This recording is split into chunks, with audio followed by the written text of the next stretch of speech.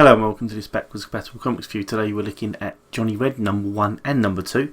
This is written by Garth Ennis with art by Keith Burns, colours by Jason Wordie, letters by Rob Steen, and it's published by Titan Comics. So this is obviously, as I say, it's a dual review. It's looking at both first and second issues.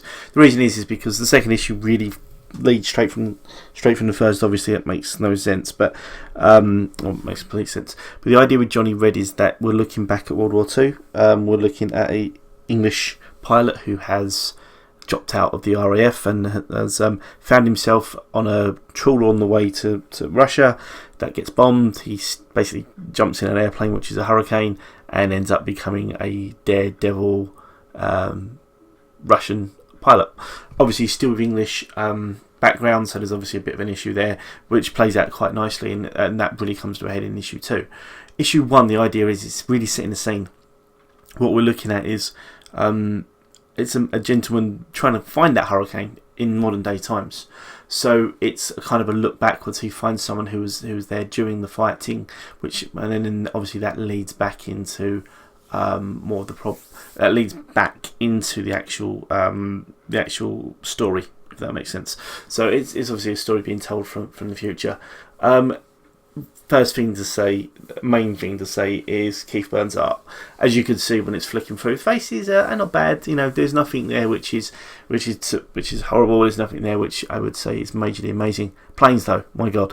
As soon as we start getting towards the Hurricanes, the Lancasters, they just look absolutely phenomenal. Obviously the Spitfire is generally the most well regarded plane, but the Hurricanes did their jobs in terms of World War II and stuff like that, and you can just see them coming through. So on obviously the artwork here, the covers are a mix between number 1 and number 2, and the artwork that we're looking at is the first 3 pages of both issues. So you see that Messerschmitt coming down, and you can actually see there, but I think there's a couple of shots from the second issue which are so much better, which we'll see in a second as soon as come through. So this scene here is the one where we're looking back in time, modern day time, and the millionaire trying to buy the Hurricane. But again, the artwork is just phenomenal. You can see where the problems are lying. You can see, this is an adult mature book, but as you can see, that imagery is just amazing.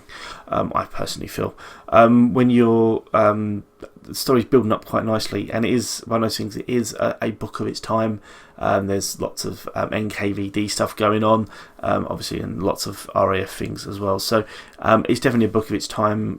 Garth Ennis, if anything he can do, is write war stories, and this is definitely a really good war story. I have no previous reference to Johnny Red.